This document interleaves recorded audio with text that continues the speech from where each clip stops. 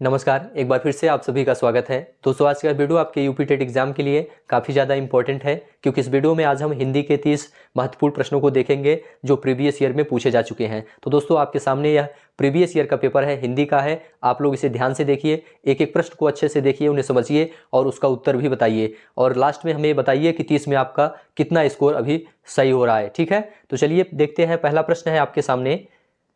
पहला प्रश्न है दोस्तों, मिट्टी का माधो होने का अर्थ क्या होता है, आपको बताना है। समझदार होना, मिट्टी की मूर्ति, कृष्ण की मूर्ति या बहुत ही मूर्ख। आपका सही जवाब क्या होगा, आप लोग बताइए। देखिए दोस्तों, मिट्टी का माधो होने का जो अर्थ होता है वह होता है बहुत ही मूर्ख होना।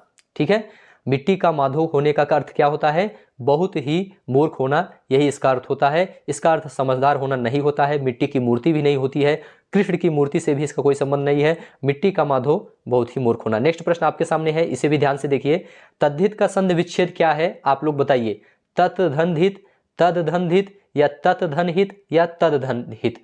आपका सही जवाब क्या होगा? आपका सही जवाब होगा दोस्तों तत्धनहित। इसे ध्यान रखना, यहाँ पे तदधनहित अगर लगा के आओगे तो गलत हो जाएगा। तद्धित का संधि विच्छेद होता है तत्धनहित, इसे याद कर लीजिए।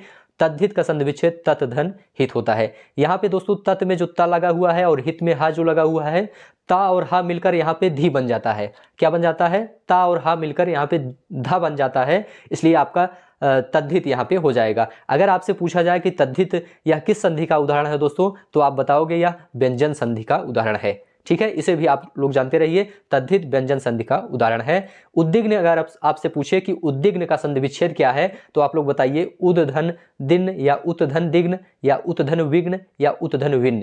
आपका सही जवाब होगा दोस्तों इसमें उत्धन विघ्न बराबर होता है उद्विग्न। यहां ध्यान रखना, उत्धन विघ्न बराबर क्या होता है? उद्विग्न होता है। अगर आपसे यह पूछे कि उद्विग्न किस संधि का उदाहरण है दोस्तों, तो यह भी आपका व्यंजन संधि का उदाहरण है। तो व्यंजन संधि से दो प्रश्न यहाँ पे दोस्तों पूछा गया है, आप लोग इसे ध्यान दीजिए। नेक्स्ट है, बीती विभावरी जागरी, अंबर पनघट में डुबो रही, तारा घट ऊषा नागरी। उपयुक्त पंक्तियों में कौन सा अलंकार है, आपको बताना है। यमक, उत्प्रेक्षा, रूपक, उपमा। आपका जवाब क्या होगा दोस्तों? आपका जवाब होगा रूपक अलंकार का यह उदाहरण है। बात करें दोस्तों रूपक अलंकार की, कि रूपक अलंकार कहते किसे हैं, तो आप लोग यहाँ ध्यान से सुन लीजिए। जहां उपमेय में ही उपमान का अभेद आरोप कर दिया जाता है वहां रूपक अलंकार होता है। जैसे एग्जाम्पल आपके सामने दिया गया है, बीती विभावरी जागरी, अंबर पनघट में डुबो रहे, तारा घट ऊषा नागरी। दोस्तों, अगर आपसे पूछा जाए कि यमक अलंकार किसे कहते हैं, तो आपका जवाब होगा जहां एक ही शब्द दो या दो से अधिक बार आए और उसका अर्थ अलग अलग हो, वहां यमक अलंकार होता है। जैसे कनक कनकते सौगुनी, मादकता अधिकाय, वा खाए बौराय जग या पाए बौराय, यह दोस्तों यमक अलंकार होता है। उत्प्रेक्षा अलंकार की बात करें दोस्तों, तो जहां उपमेय में उपमान की संभावना या कल्पना की जाती है वहां पर आपका उत्प्रेक्षा अलंकार होता है। इसको पहचानने का ट्रिक क्या है? जहां जिस वाक्य में मनु मानो, मनोह जन जानो, जनहु ज्यों ऐसे शब्द आ जाएं दोस्तों, वहां पर उत्प्रेक्षा अलंकार होता है। उपमा अलंकार की बात करें दोस्तों, तो जहां एक वस्तु या प्राणी की तुलना किसी दूसरी प्रसिद्ध वस्तु या प्राणी से की जाती है वहां पर आपका उपमा अलंकार होता है। चलिए नेक्स्ट प्रश्न देखेंगे, ध्यान से आप लोग सुनते चलिए। वीडियो अच्छा लग रहा हो तो चैनल को तुरंत सब्सक्राइब करिए, वीडियो को शेयर करिए, कमेंट में लिखकर जरूर बताइए कि आपको यह वीडियो कैसा लग रहा है। बिन घनश्याम धाम धाम ब्रज मंडल में उधव नित बसत बहार वर्षा की है, इसमें प्रयुक्त अलंकार आपको बताना है। रूपक, उपमा, यमक या श्लेष। दोस्तों, यह आपका श्लेष अलंकार का उदाहरण होता है। श्लेष अलंकार किसे कहते हैं दोस्तों? श्लेष अलंकार का, श्लेष का मतलब होता, अर्थ होता है चिपकना। ठीक है, जहां एक शब्द एक ही बार प्रयुक्त हो लेकिन उसके दो अर्थ हों, या कह सकते हैं जहां एक शब्द एक ही बार प्रयुक्त होकर होने पर दो अर्थ दे, वहां पर श्लेष अलंकार होता है। रूपक, उपमा, यमक का अभी इसके पहले बता ही चुके हैं। अब हम आगे बढ़ते हैं, नेक्स्ट प्रश्न देखेंगे दोस्तों। निम्नलिखित में से कौन सा शब्द एक वचन तथा बहुवचन दोनों में प्रयोग हो सकता है, आप लोग बताइए। मुनि, बालिका, लड़का, बेटा। आप लोग बताइए इसमें सही जवाब क्या होगा? आपका सही जवाब होगा दोस्तों मुनि। मुनि शब्द ऐसा शब्द है दोस्तों जिसका प्रयोग एक वचन और बहुवचन दोनों में किया जाता है। नेक्स्ट है, तत्सम और तद्भव का कौन सा युग्म सही है, आपको यह बताना है। करहाट, कड़ाह, अष्ट अष्ट अष्ट आठ, कपित कैथा या कुछ कोख। इसमें सही जवाब दोस्तों आपका तीसरा है। कुछ क्या है दोस्तों? कुछ एक तत्सम शब्द होता है और इसका तद्भव क्या होता है? इसका तद्भव कोख होता है। तो इसे भी आप लोग जानते रहिए, तत्सम तद्भव से भी प्रश्न जरूर आएगा। निम्नलिखित शब्दों में किसमें उपसर्ग का निर्देश अशुद्ध है, आपको यह बताना है। इसमें आप देखेंगे दोस्तों, निमधन अज्जित बराबर निमंजित, निधन खरा निखरा, अधधन सेरा अधसेरा, उत्धन ग्रीव उद्ग्रीव। आपका सही जवाब क्या होगा दोस्तों, इसमें अशुद्ध आपको बताना है। तो निखरा में कौन सा उपसर्ग होता है, पहले आप उपसर्ग समझ जाइए दोस्तों। उपसर्ग जो शब्दों के प्रारंभ में जुड़ते हैं और प्रत्यय जो होते हैं वह शब्दों के अंत में जुड़ते हैं। तो निखरा में नी उपसर्ग लगा हुआ है, अधसेरा में अध है और उद्ग्रीव में उत उपसर्ग लगा हुआ है। निमंजित में निम उपसर्ग जो बता रहा है यह आपका गलत है, इसलिए आपका पहला ही ऑप्शन अशुद्ध यहां आपको बताना था, तो पहला ही ऑप्शन आपका इसमें सही है दोस्तों। ध्यान से देखिए, इंपॉर्टेंट प्रश्न है, किस शब्द में तत्पुरुष समास है आपको यह बताना है। यहां आप देखिए दौड़ धूप की बात करते हैं पहले, तो दौड़ धूप में आपका कौन सा समास है दोस्तों, आपको यह बताना है। मधुमक्खी में भी बताना है, पीतांबर में भी बताना है, त्रिभुवन में भी बताना है। लेकिन आपसे यहां पूछा है दोस्तों किसमें तत्पुरुष समास है, अगर यह आपसे पूछा है तो इसमें आपका जवाब होगा मधुमक्खी में दोस्तों तत्पुरुष समास है। मधुमक्खी में तत्पुरुष क्यों है, मधुमक्खी का समास विग्रह करेंगे दोस्तों तो आपका जवाब होगा मधु की मक्खी। मधुमक्खी का मतलब मधु की मक्खी, की शब्द यहाँ कारक चिन्ह है दोस्तों, और जहां कारक चिन्ह आ जाता है समास विग्रह करने पर वहां पर तत्पुरुष समास होता है, इसलिए आपका दूसरा विकल्प यहाँ पे सही है दोस्तों। अगर त्रिभुवन की बात करें तो त्रिभुवन का मतलब होता है तीन भुवनों का समाहार। ठीक है, क्या होता है, तीन भुवनों का समाहार। यह जो है संख्यावाची शब्द है दोस्तों, इसलिए आपका यहाँ पे द्विगु समास हो जाएगा। तो जल्दी जल्दी आप यहाँ से देखते चलिए क्योंकि समय आपके पास कम है, हमें पता है एग्जाम नजदीक है, आपको रिवीजन करना है। पीतांबर की बात करें दोस्तों तो पीतांबर यह जो है पीला वस्त्र, वस्त्र कैसा है, पीला है, यहाँ विशेषण विशेष से है, इसका मतलब यहाँ कर्मधारय समास हो जाएगा।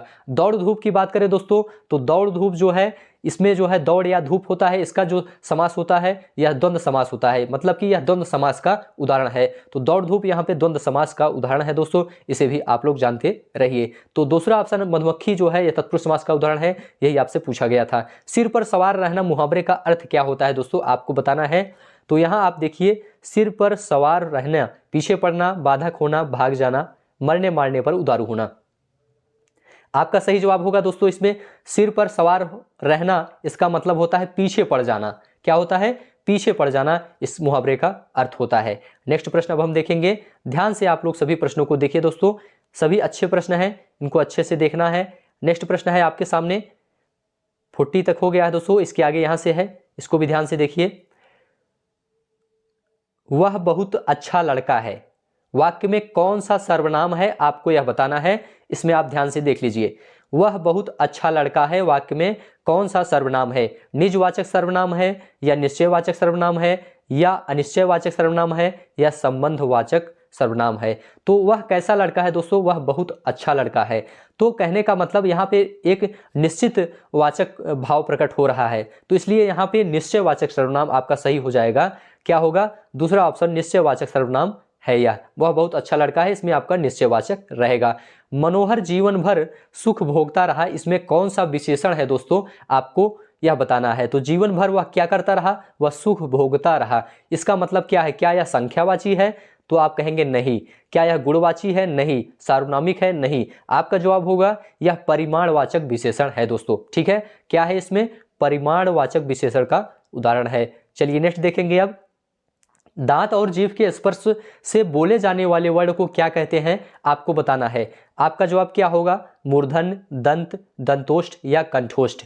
आपका जवाब होगा दोस्तों इसमें दंत बोला जाता है। क्या बोला जाता है, दांत और जीभ के स्पर्श से बोले जाने वाले वर्ड को हम दंत कहते हैं। जैसे कि ता को आप बोलिए, इसमें दांत और जीभ दोनों स्पर्श करेगा, ता हो गया, ता, था, दा, धा, ना, ये सब दंत होते हैं दोस्तों। ठीक है, बात करें दोस्तों मूर्धन्य की, तो मुंह के भीतर की छत का अगला भाग जो होता है, इससे जो निकलने वाले वर्ड होते हैं वह मूर्धन्य वर्ड कहलाते हैं। जैसे कि टा बोलिए, टा, ठा, डा, ढा, अड़ा, ये मूर्धन्य के अंतर्गत आ जाता है। दोस्तों दंतोष्ठ की बात करें तो दंतोष्ठ में ऊपर के दांत और निचला होंठ स्पर्श करता है, जैसे कि वह आप बोलेंगे तो यह दंतोष्ठ का उदाहरण है। चलिए नेक्स्ट प्रश्न अब हम देखेंगे, निम्नलिखित ध्वनियों की निर्दिष्ट विशेषताओं में कौन सा अशुद्ध है दोस्तों, आपको यह बताना है। तो यहाँ पे देखिए, चा तालव्य महाप्राण है, दूसरा है ख महाप्राण कंठ, तीसरा है ता अल्प प्राण दंत और चौथा है म ओष्ठ सघोष। तो इसमें आपको क्या बताना है, अशुद्ध वाक्य बताना है दोस्तों। इसमें आप देखिए, च तालव्य महाप्राण, यह आपका अशुद्ध वाक्य है। अशुद्ध क्यों है दोस्तों, आपको यह बताना है। तो महाप्राण किसे कहते हैं, पहले आपको यह जानना चाहिए। महाप्राण दोस्तों प्रत्येक वर्ग के द्वितीय व चतुर्थ वर्ण जो होते हैं वह महाप्राण होते हैं। तो चा जो है ये चा वर्ग में प्रथम स्थान पर आता है, इसलिए आपका यह महाप्राण नहीं है। तालव्य तो है दोस्तों, लेकिन यह महाप्राण नहीं है, इसलिए आपको इसमें पहला ऑप्शन ही सही करना चाहिए, क्योंकि यह आपका अशुद्ध दिया है और यही आपको बताना था अशुद्ध। खा की बात करें दोस्तों, खा महाप्राण भी है, कंठ भी है। ठीक है, महाप्राण आपको हम बता चुके हैं, महाप्राण जो प्रत्येक वर्ग के द्वितीय और चतुर्थ वर्ण होते हैं। जैसे का वर्ग में देखेंगे, का खा आप छोड़ देंगे तो का खा के बाद गा घा अंगा ये आपके क्या हो जाएंगे, नहीं, यहाँ पे द्वितीय और चतुर्थ देना है, तो का वर्ग में आपका खा हो जाएगा दोस्तों, उसके बाद घा हो जाएगा, ये जो है महाप्राण के अंतर्गत आ जाएंगे। दोस्तों तालव्य जो है ता वर्ग की बात करें, अल्प प्राण दंत, यह भी आपका सही है। माँ की बात करें तो यह आपका ओष्ठ और सघोष, यह भी सही है। ठीक है, तो अल्प प्राण किसे कहते हैं दोस्तों, यह भी आप जान जाइए। प्रत्येक वर्ग में प्रथम, तृतीय और पंचम वर्ण जो होते हैं और साथ में अंतःस्थ वर्ण जो होते हैं वह अल्प प्राण होते हैं। और सघोष की बात करें दोस्तों, सघोष किसे कहते हैं, तो प्रत्येक वर्ग के तृतीय, चतुर्थ और पंचम वर्ण जो होते हैं वह आपके सघोष होते हैं। वर्ग की बात करें दोस्तों, वर्ग में जैसे का वर्ग और चा वर्ग, ये सब वर्ग के अंतर्गत आते हैं। चलिए नेक्स्ट देखेंगे, अब बाण का पर्यायवाची नहीं है, कौन सा नहीं है आपको बताना है। यहाँ पे आप देखेंगे बाण का पर्यायवाची सिलीमुख भी बाण का पर्यायवाची है, विशिख और आशुक भी बाण का ही पर्यायवाची शब्द है, लेकिन आपका जो सारंग दिया हुआ है दोस्तों, यह बाण का पर्यायवाची शब्द नहीं है। यह जल के पर्यायवाची के अंतर्गत आ जाता है, जैसे कि नदी, तनुजा, तनुज और सरित, इसके अंतर्गत यह सारंग आ जाता है। चलिए नेक्स्ट देखेंगे, उपचारात्मक शिक्षण का आधार निम्न में से कौन सा है, आपको यह बताना है। तो इसमें देखिए आप लोग, व्याख्यान परीक्षण यह उपचारात्मक शिक्षण का आधार नहीं है, स्व परीक्षण भी नहीं है, पाठ्य पुस्तक परीक्षण भी नहीं है, लेकिन निदानात्मक परीक्षण जो है यह आपका उपचारात्मक शिक्षण के अंतर्गत आ जाता है, शिक्षण का आधार माना जाता है। चलिए अयोगवाह कहा जाता है, किसे कहा जाता है दोस्तों, अल्प प्राण को, महाप्राण को या संयुक्त व्यंजन को। आपका जवाब होगा विसर्ग को कहा जाता है। अयोगवाह दोस्तों यह विसर्ग को कहा जाता है, इसे भी आप लोग याद कर लीजिए, समझ जाइए। सुमेलित करना है दोस्तों, आपको इसमें सुमेलित करना है। सत्यार्थ प्रकाश यह किसकी पुस्तक है, तो आपका जवाब क्या होगा, यह दयानंद सरस्वती की पुस्तक है, दयानंद सरस्वती ने इसे लिखा था। रामचरितमानस की बात करें तो रामचरितमानस किसने लिखा था, आपका जवाब होगा दोस्तों तुलसीदास जी ने लिखा था। सूरसागर की बात करें दोस्तों तो सूरसागर को सूरदास जी ने लिखा था, और भक्तमाल की बात करें तो भक्तमाल को नाभादास ने लिखा था। चलिए नेक्स्ट अब देखेंगे, ध्यान से सभी प्रश्न देखिए, सभी प्रश्न इंपॉर्टेंट हैं दोस्तों। यहाँ पे 48 हो गया है, 49 यहाँ से है, इसको भी ध्यान से देख लीजिए। यहाँ पे देखेंगे निम्न में भाववाच्य का उदाहरण कौन सा है, आप देखिए इसमें उससे बैठा नहीं जाता, यह भाववाच्य का उदाहरण है। राम से खाया नहीं जाता, यह भी भाववाच्य का उदाहरण है। राम पत्र लिखता है, सीता पुस्तक पढ़ती है, यह भाववाच्य का उदाहरण नहीं है। इसका मतलब पहला और दूसरा ही आपका सही है, पहला और दूसरा भाववाच्य का उदाहरण है। तो ऐसे प्रश्न भी एग्जाम में पूछे जाते हैं। नेक्स्ट है, निम्नलिखित में कौन सा उत्तर सही है, आपको यह बताना है। दोस्तों यहाँ पे देखिए, अनुस्वार पूर्ण अनुनासिक होते हैं, बिल्कुल सही है। अनुस्वार जो होते हैं दोस्तों वे पूर्ण अनुनासिक होते हैं, ठीक है। और वर का पंचमाक्षर अनुनासिक होता है, यह भी सही है। वर के पंचमाक्षर कौन कौन होते हैं, जैसे कि अंगा, इया, ड़ा, ना, मा, ये सब क्या है दोस्तों, ये अनुनासिक होते हैं, नासिक के व्यंजन के अंतर्गत आते हैं। अनुनासिक के उच्चारण के दौरान नाक से बहुत कम सांस निकलती है और मुंह से अधिक निकलती है, यह भी सही है। आप बोलिए, अंगा बोलेंगे, इया, डा, ना, मा, इसमें आप देखेंगे यह जो है बिल्कुल सही है। तो इस तरह का दोस्तों आपका इसमें पहला, दूसरा, तीसरा तीनों ऑप्शन इसमें राइट है। चलिए नेक्स्ट देखेंगे, यहाँ पे दोस्तों गद्यांश को पढ़ना है, उसके बाद उत्तर देना है, तो जल्दी से गद्यांश को हम पढ़ लेते हैं। कला और जीवन का संबंध अन्योन्याश्रित है। कलाकार कल्पना और यथार्थ का समन्वय कर समाज के समक्ष आदर्श रूप प्रस्तुत करता है। इसी कारण जीवन का कला के स्वरूप पर व्यापक प्रभाव पड़ता है। कलाकार जीवन के यथार्थ रूप को ही चित्रित नहीं करता, वरन वह आदर्श रूप को भी प्रस्तुत करता है। इस प्रकार जीवन का कला पर और कला का जीवन पर व्यापक प्रभाव पड़ता है। कलावाद अर्थात कला के लिए संबंधी विचारों में जीवन के लिए उपयोगी कला ही श्रेष्ठकर मानी गई है। अब प्रश्न का उत्तर आपको देना है। यहाँ पे देखिए, कला और जीवन अन्योन्याश्रित है, तात्पर्य क्या है। अन्योन्याश्रित का मतलब होता है दोस्तों एक दूसरे पर आश्रित होना। यहाँ आपका सही ऑप्शन क्या होगा, जीवन में दोनों उपयोगी हैं, या एक दूसरे से पृथक हैं, एक दूसरे पर आश्रित हैं, या किसी अन्य तत्व पर आश्रित हैं। आपका जवाब क्या सही होगा, एक दूसरे पर आश्रित हैं। कला और जीवन क्या हैं, एक दूसरे पर आश्रित हैं, यही गद्यांश में कहा गया है। कौन सी कला श्रेष्ठ मानी गई है दोस्तों, तो गद्यांश को ध्यान से पढ़ेंगे तो नीचे ही आपको लिखा मिलेगा, उसमें नीचे वाली लाइन, जो जीवनों उपयोगी हो। कला कौन सी श्रेष्ठ होती है, जो जीवन के लिए उपयोगी हो वही कला श्रेष्ठ होती है। चलिए नेक्स्ट देखेंगे, अब दिए गए गद्यांश को पढ़कर निम्नलिखित प्रश्न संख्या के सही विकल्प छांटिए। तो यहाँ पे देखिए, श्याम गौर किम कहाँ बखानी, गिरा अनयन नयन बिनु बानी। इस पद में कौन सा भाव है दोस्तों, आपको यह बताना है। तो करुण भाव है, या ओज भाव है, या सुकुमार भाव, या मधुर भाव। तो इसे ध्यान से आप पढ़ेंगे। देखिए, श्याम गौर किम कहाँ बखानी, गिरा अनयन नयन बिनु बानी, यह जो है मधुर भाव है दोस्तों। इसमें कौन सा भाव है, मधुर भाव है। यह वाक्य जो है, यह पद्यांश जो है दोस्तों, इसे तुलसीदास जी ने लिखा है और यह इसमें जो है मधुर भाव है। यह पद्यांश किस कवि का है, आपको बताना है। इसमें कुंभन दास, सूरदास, तुलसीदास या नाभादास। आपका जवाब होगा यह तुलसीदास का है, तुलसीदास द्वारा लिखा गया है। चांदनी चौक में कौन सी संज्ञा है दोस्तों, आपको यह बताना है। तो ध्यान से देखिए, इसको द्रव्यवाचक संज्ञा है। क्या यह द्रव्य को सूचित कर रहा है, तो आप कहेंगे नहीं, यह ऑप्शन सही नहीं है। जातिवाचक भी नहीं है, भाववाचक भी नहीं है, यह आपका व्यक्तिवाचक संज्ञा है। किसी विशेष स्थान को सूचित कर रहा है, इसलिए यहाँ पे व्यक्तिवाचक संज्ञा आपका हो जाएगा तीसरा ऑप्शन। निम्नलिखित में से कौन सा विकल्प विलोम की दृष्टि से सही नहीं है दोस्तों, आपको यह बताना है। इंपॉर्टेंट प्रश्न है, ध्यान से देखिए।